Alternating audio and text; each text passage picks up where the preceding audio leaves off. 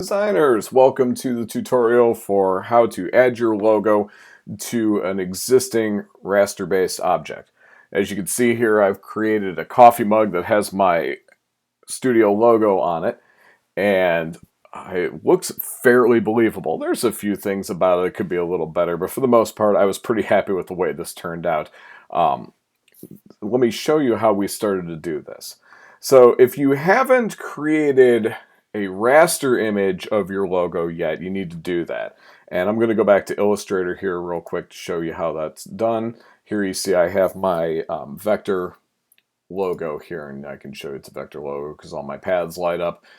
So what I need to do now is I need to export this as a PNG. That's about the easiest way to do it, and the most lossless way to do it, I guess you could say.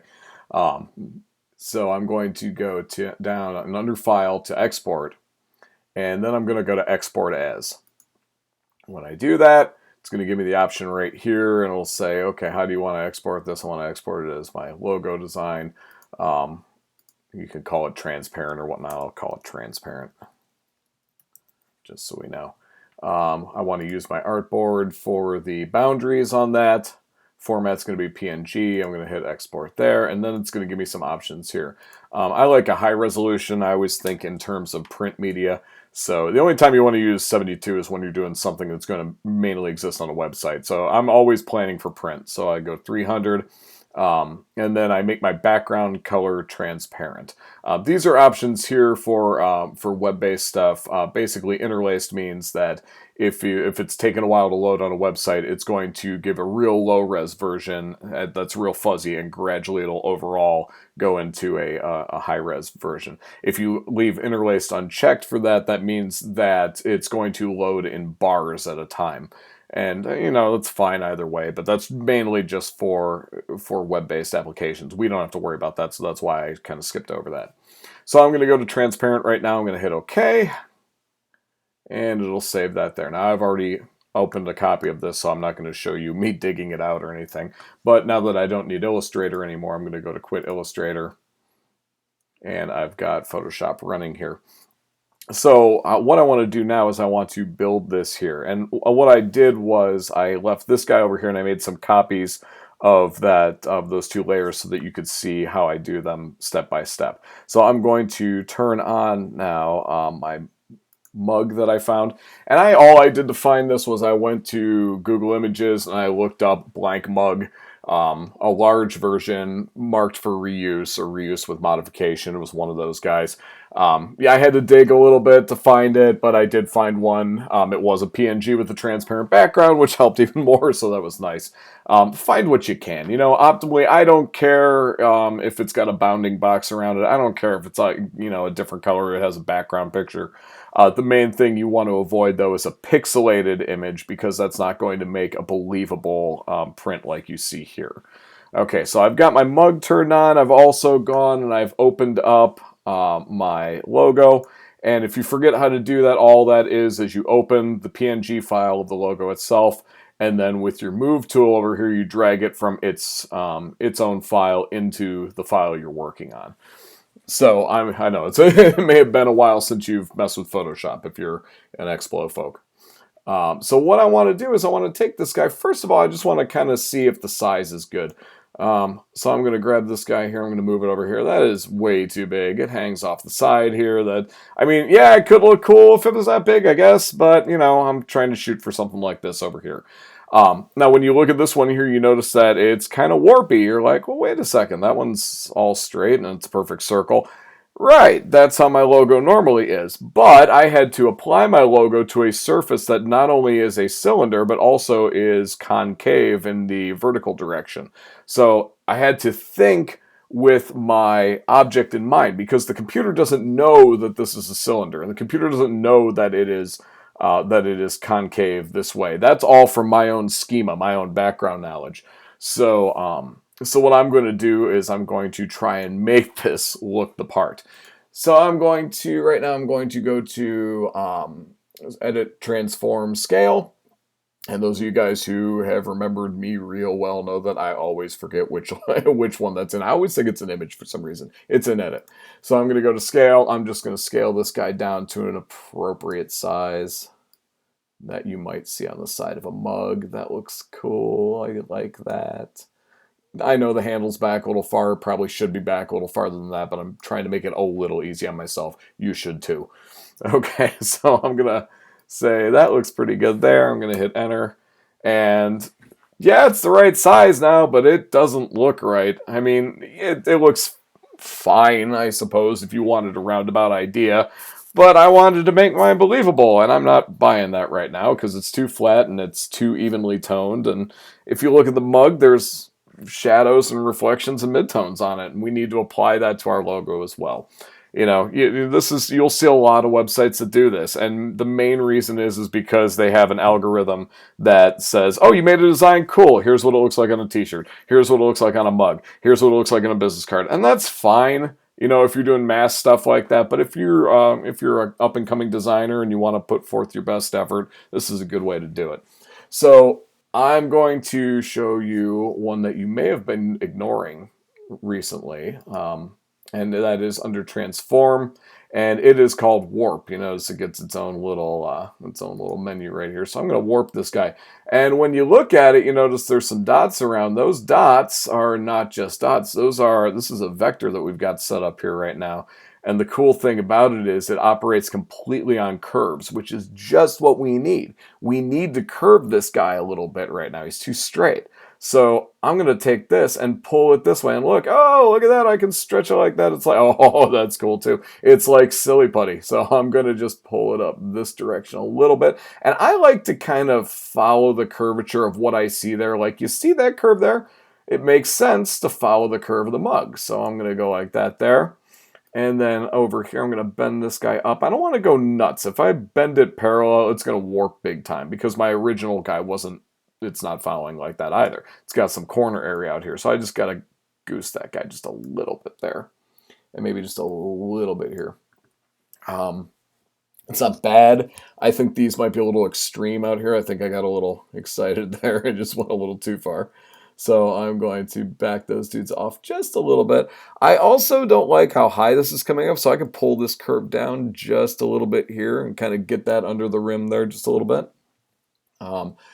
If I can't move the entire thing right now, if I grab the middle and try and move it, this is going to happen. And while that's very cool, and yes, you should probably do that if you're trying to put this on the side of a basketball or something, I don't want to do that right now. So I'm going to hit undo there.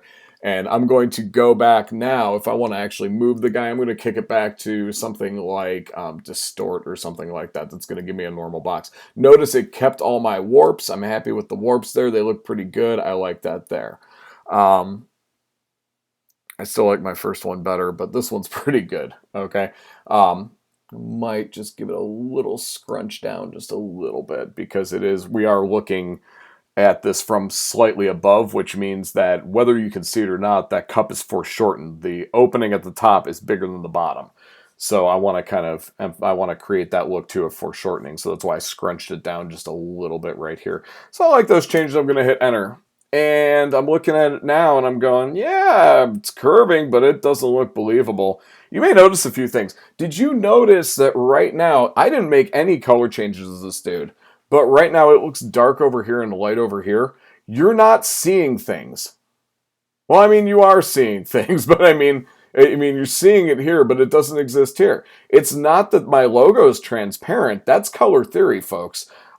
When you have a dark color next to a very bright one, it's going to look extra dark. When you have that same color next to an area that's dark already, it's going to look light. So what you're seeing is an actual optical illusion at this point. So I have to kind of know that and make my adjustments as such.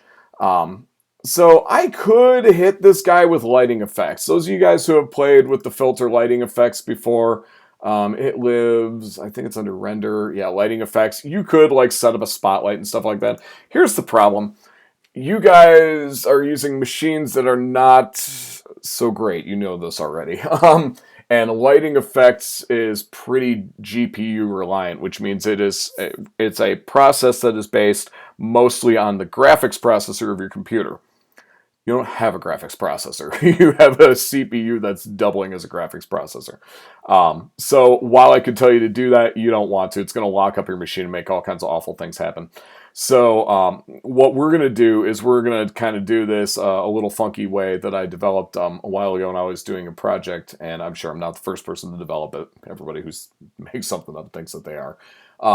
But what I like to do is I take my layer, and I'm just going to go up right now, and I'm going to go to brightness contrast. And I want, this side's really dark to me right here, so I'm going to goose the whole thing in brightness. Do I need contrast? No, that's just going to make things look even more cartoony. I don't want to do that. I'll go a hair up, just for the sake of things. Okay, so that looks okay. Now I say, oh, that looks good there. And you look over here and you go, yeah, but that's glowing. It looks like a neon sign. I feel you. So what I'm going to do now is, I like the way it was before over there. So I'm going to grab my history brush. And I'm going to open my history palette. I don't want to go back to the beginning here. Let me just make my history palette a little bigger here for you so you can see what I'm doing. If right now it's my history brush is set on the opening, right when I drag this thing in there. Here, I'm immediately going to open because there you see some other things up there and you go, wait, that stuff's not there. I know, it's hidden right now. If I take my history brush and I go, oh, let's see, where's it going to let me work on here? Here, okay. Let me blow up my brush just a bit. If I go here, it starts to erase the thing completely, right? We don't want to do that. That's no good. I want to go right before I did that brightness contrast change, which is right here. So I'm going to put my history brush reference point right there. And you notice when you click there, for those of you who need a refresher, the little icon looks just like the history brush. That's because that's what that's for. So now I'm going to make my brush a little bigger, and I don't like this right here. It is glowing. I want it back the way it was. So now I'm just going to hit that with the history brush. And notice I've got my history brush cranked really high right now, so that's a little extreme. If you notice that things are happening way too quick, you can always change that too. You notice I'm living kind of right here with this guy because that's where, you can't see where I'm pointing. I can just show you with my cursor. Right here is the core of the shadow. If I squint at this, and if you squint at it too, you'll notice that the darkest region of the shadow is just slightly to the left. And then we start to have a little more of a chiaroscuro effect around the side where there must be some ambient light bouncing off. Because clearly the light source is on the right. So this is a chiaroscuro effect, which means light bouncing off another surface and hitting back on the dark side. So, right now, I look at that, I'm like, oh, that looks pretty good. I'm going to darken that just a little bit there. But now I'm looking at this region here, and I still don't like how bright that is. Like, I could darken that a little bit there. I'm just going to hit it. I'm going to turn my opacity down to about 15. I'm just going to touch that. Oh, that's better already. That's better already. I can deal with that. Okay, so we're looking pretty good so far. My shadow's acting right. I got my light spaces there. I'm going to turn my move tool on so I get off the history brush so nothing funky happens. I don't need my history palette anymore, so I'm going to minimize that. Now you look at this guy, and you look at this guy, and you go, something's still a little off. If you look very closely at the finished one over here, you will notice that there's a bit of a grain to it. Now, this guy has a grain already. I made it that way in the vectors, but this guy's got more of a grain if you look carefully. It's got a Gaussian grain to it, which is the graininess of a raster image on a screen.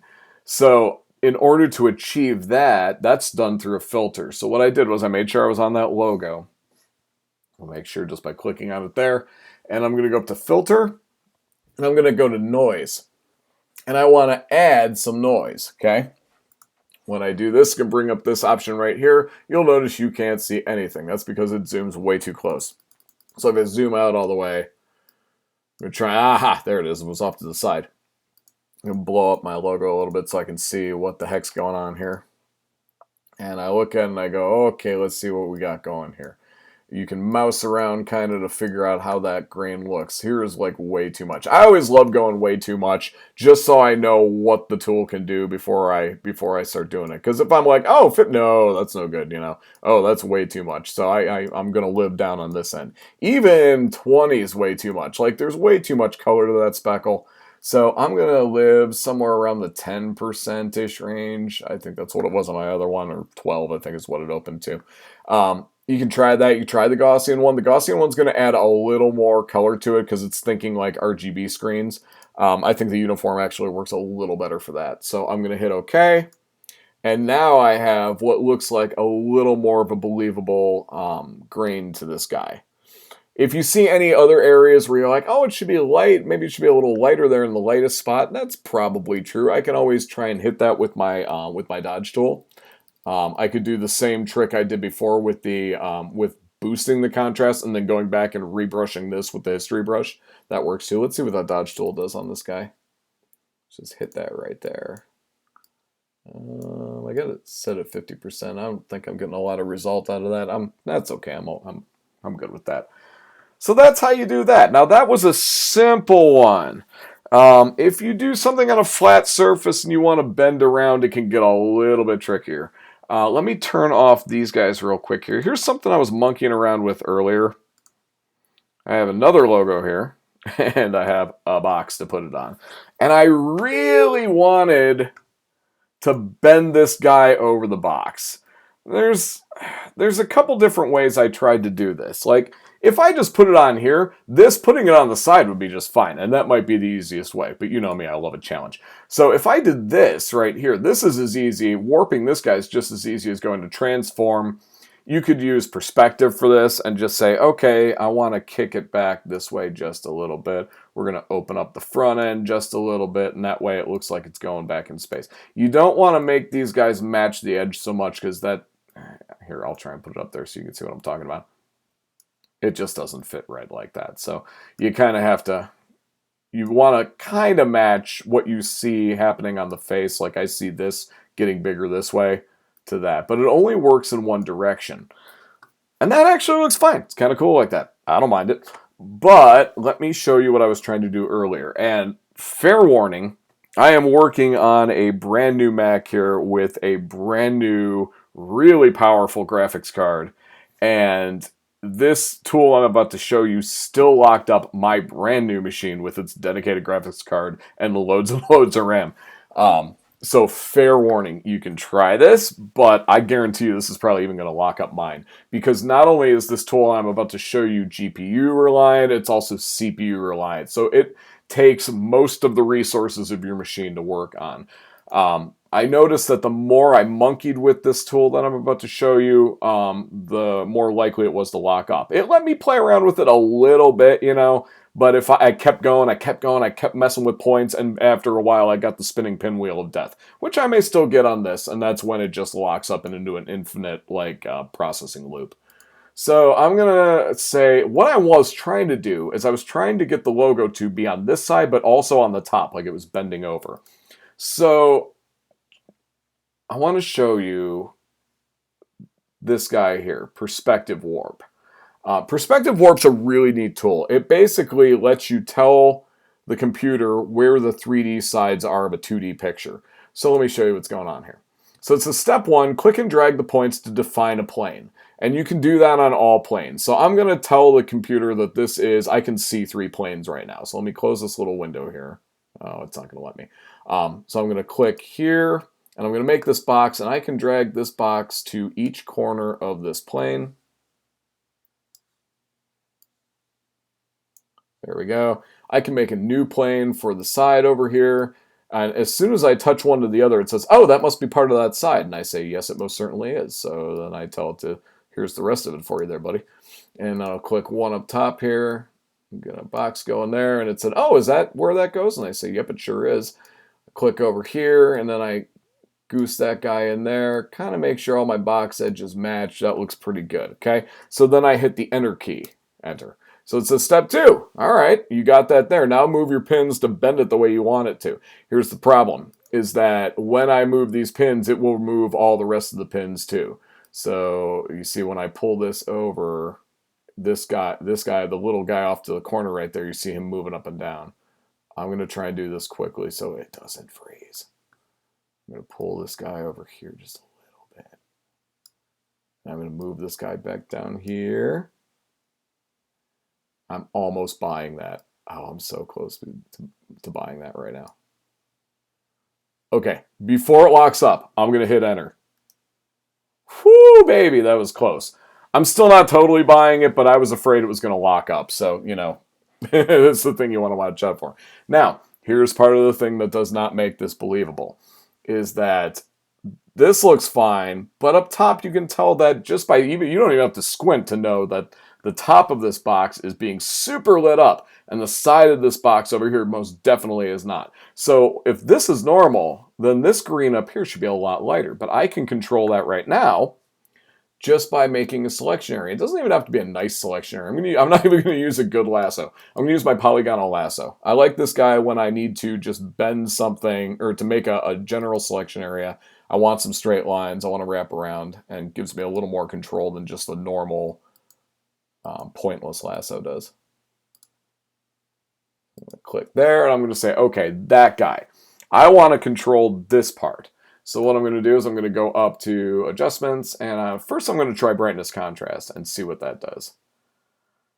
That's not the worst thing in the world, I guess.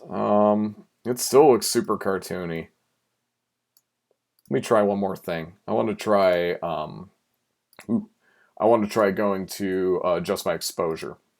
Because theoretically, if I adjust my exposure, it's like, when you have too much exposure on a piece of film from an old school camera, that means that it's getting way too much light in the lens. And that's what this is supposed to mimic. But it still looks super cartoony. Okay, so I think it's 6 of one, half dozen of the other. It's not horrible. I'm going to go with that for now. I can always history brush out anything I don't like. So we'll do that. I'm going to hit OK. And I'm going to deselect this.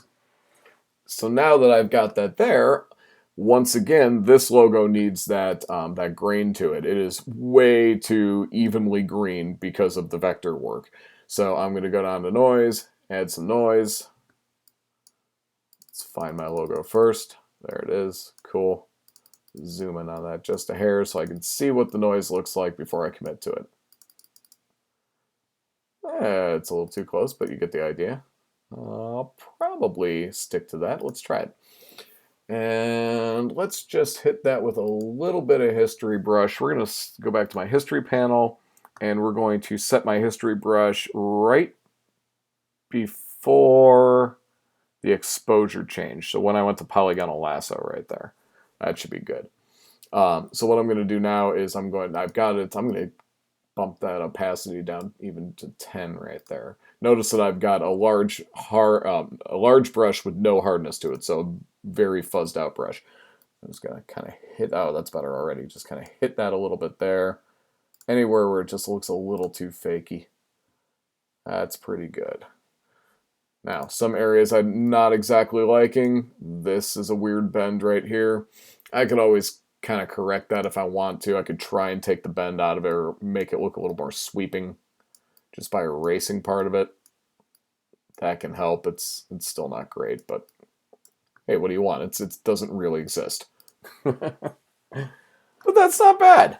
At first, you got to imagine too that in an advertisement, most people aren't going to spend tons and tons of time looking up close at it, so you can get away with a few sins. But those are some cool ways to do that. Now, if you can't get, like, if you tried 3 times to get that perspective warp tool to work, and you just can't get it because your CPU is locking up, first of all, try a couple restarts, see if you can get that going. But second of all, don't mess with it too much. And if you give up on it completely, that's cool. I could also see this feasibly working with a selection area and just using a distort on the top right there. The only problem with the distort is it's going to separate these little edges here at the corners a little bit. I like the perspective warp because it'll do a bend over like that and kind of stretch your image as it bends around a corner.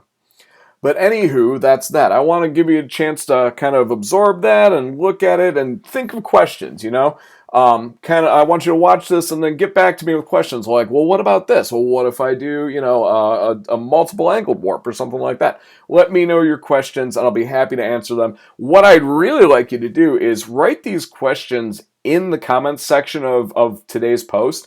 And that way, the cool thing about that comments thread is that everybody can see it, because you might have something on your mind that somebody else is thinking too, and they go, oh, that was exactly what I was going to ask. Cool. then we can kill two birds with one stone.